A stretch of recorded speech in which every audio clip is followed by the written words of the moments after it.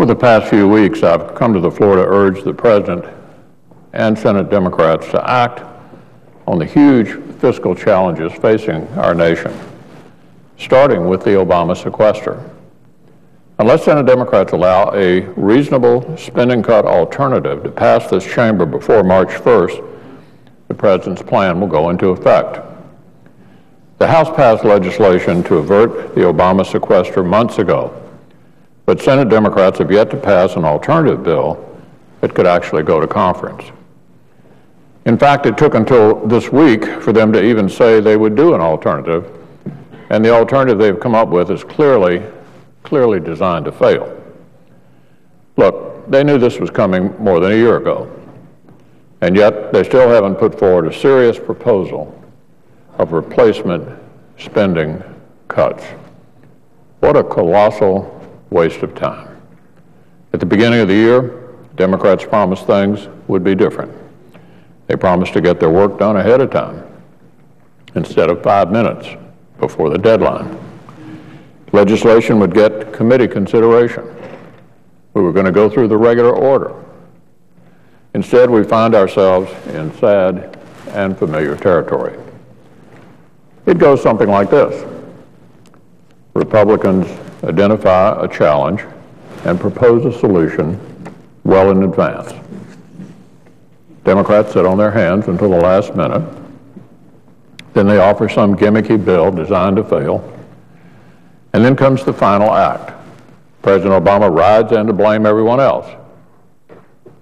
Obviously, tomorrow's State of the Union address would provide a perfect forum for that. So we'll see if history repeats itself once again. But frankly, this whole routine is getting quite old. Maybe I'm wrong. Maybe the President and his Democratic friends are willing to break the cycle this time. Because if so, my party has said from the beginning that we would much prefer to replace the Obama sequester with smarter spending cuts and reforms. Even though Republicans already passed legislation to solve the problem a long time ago, if the President wants a different solution he can call his own, that's fine. We're happy to give him the credit. But however we get it done, the time has come to finally take on Washington's spending problem in a bipartisan way. And that means the President will actually have to move beyond the gimmicks and the taxes and propose real spending reductions. Because I assure you, my constituents in Kentucky will not accept a tax hike in place of spending cuts already agreed to by both parties. Now remember, we agreed to reduce this amount of spending in October 2011 without raising taxes. We've already made this agreement. The question is, what are we going to do about it? I think the Democrats' continued avoidance of their responsibility to deal with the huge threats to our economy and our future lays ahead. As I said, I strongly suspect that instead of bipartisan action, the White House will subject us to yet another campaign blitz. Frankly, I could write the scripts myself. We'll all be told the President's hands are tied by the very sequester that he himself proposed, signed, and now refuses to get rid of.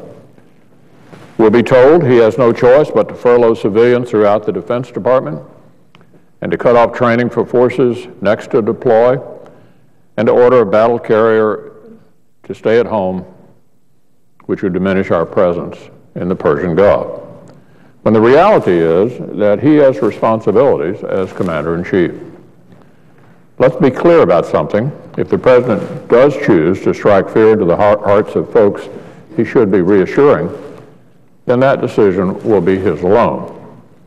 And that's why the next time the President delivers some over-the-top speech flanked by some pollster-approved voter group, I hope someone on the stage taps him on the shoulder and asks, Mr. President, if you're truly worried about this issue, why aren't you working with Congress that we elected to prevent it? It's a good question, and he's the only one who can answer it. And we'll welcome him to Capitol Hill tomorrow, and I hope he will provide an answer. Will the President lay out a serious plan to avert the Obama sequester, or will he simply use this as another excuse to fire up the campaign machine? If it's the latter, he'll have to live with the consequences of his choice. Now, another issue we've been reading a lot about lately relates to the consequences of Obamacare.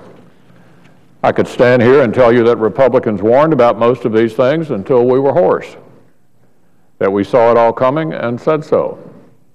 The higher costs, the higher premiums, the tax hikes, the lost jobs, and the potential for millions to lose their plans.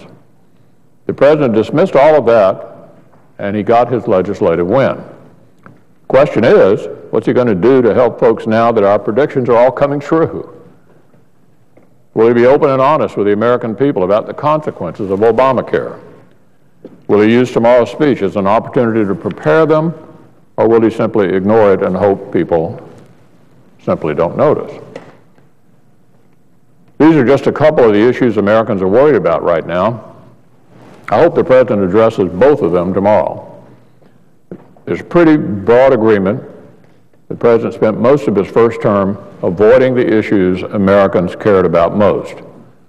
What I'm suggesting is that he not do the same thing this time around.